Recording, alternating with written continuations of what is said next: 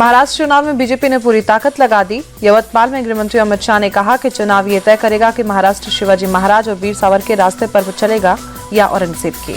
अमित शाह ने वक्फ बिल को लेकर बड़ी बात कही। उद्धव ठाकरे और शरद पवार जितनी मर्जी कोशिश कर ले, पीएम मोदी वक्फ बिल पास कराकर रहेंगे।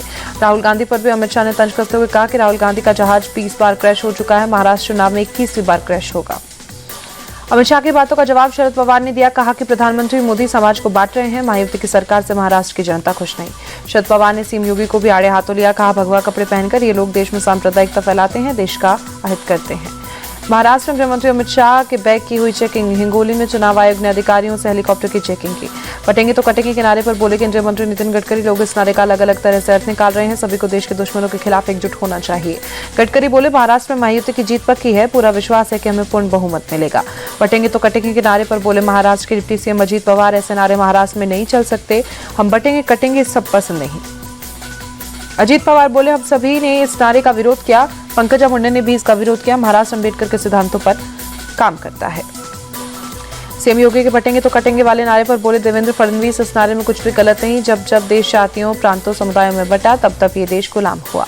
अजीत पवार को लेकर बोले फडणवीस, अजीत पवार दशकों तक हिंदू विरोधियों के साथ रहे, कटेंगे तो बटेंगे नारे को में कुछ भी गलत नहीं है, उन्हें समझने में थोड़ा वक्त लगेगा। उद्धव ठाकरे को लेकर बोले फडणवीस, महायुति के दरवाजे उद्धव के लिए हमेशा के लिए बंद, महायुति को उनकी जरूरत नहीं, जनता इस बार हमें बहुमत देगी। पीएम मोदी को लेकर बोले संजय राउत, पीएम के बयान पर महाराष्ट्र की जनता को भरोसा नहीं, हम स्वाभिमानी लोग हैं, इनके चंगुल में आने वाले नहीं। महाराष्ट्र चुनाव पर बोले कांग्रेस नेता सचिन पायलट, महाराष्ट्र में हमारा गठबंधन मजबूत, महाविकास आघाड़ी की सरकार बनना निश्चित, हर वर्ग के लोग बीजेपी से परेशान। बिहार के जमुई में जनजातीय गौरव दिवस कार्यक्रम में शामिल हुए पीएम मोदी, 6640 करोड़ की परियोजनाओं का किया उद्घाटन। पीएम मोदी ने भगवान बिरसा मुंडा को श्रद्धांजलि दी, पारंपरिक नगाड़ा भी बजाया। जमुई में पीएम मोदी ने जनसभा को संबोधित किया। बोले आदिवासी समाज के लिए हमारी सरकार ने कई कल्याणकारी योजनाएं चलाई। पीएम मोदी बोले पहले की सरकार ने आदिवासी समाज की अनदेखी की, आदिवासी समाज के कल्याण के लिए हमारी सरकार प्रतिबद्ध। जमुई में पीएम के सामने नीतीश कुमार ने फिर कहा गलती हो गई थी, अब मैं कहीं नहीं जाऊंगा, हमेशा साथ रहेंगे। जमुई में पीएम ने आदिवासी समुदाय से जुड़े विभिन्न उत्पादों की प्रदर्शनी देखी।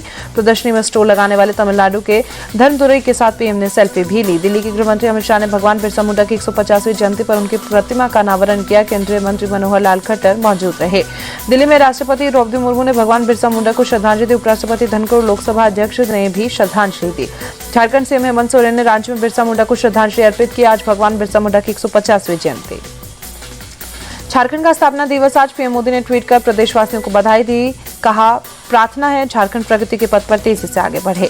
झारखंड विधानसभा में विपक्ष के नेता अमर कुमार बावरी बोले झारखंड में बीजेपी की सरकार बनना तय, झारखंड से भ्रष्टाचार को करेंगे खत्म। सीएम योगी के बटेंगे तो कटेंगे के जवाब में पटना में आरजेडी दफ्तर के बाहर लगे पोस्टर, लिखा बीजेपी से सटोगे तो कटोगे।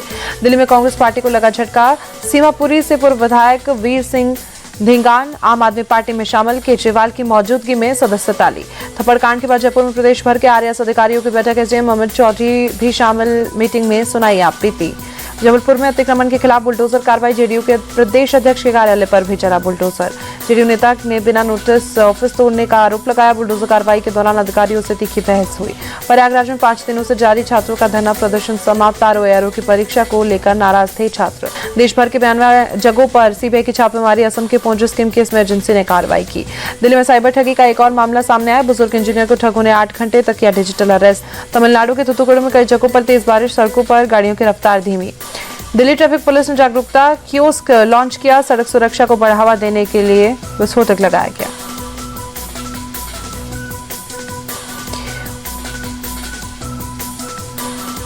लोगों को ट्रैफिक रूल को लेकर जागरूक करना इस कियोस्क का मकसद। सोशल मीडिया और हेल्पलाइन नंबर के जरिए भी दिल्ली ट्रैफिक पुलिस से जुड़ सकते हैं। व्हाइट रिवॉल्यूशन के जनक डॉक्टर वर्गीस कुरियन की याद में पुणे से दिल्ली के लिए निकली Amul clear fuel bike rally. प्रदूषण की रोकथाम को लेकर अमूल मिल्क प्रोडक्ट कंपनी और बजाज ऑटो लिमिटेड ने किया आयोजन।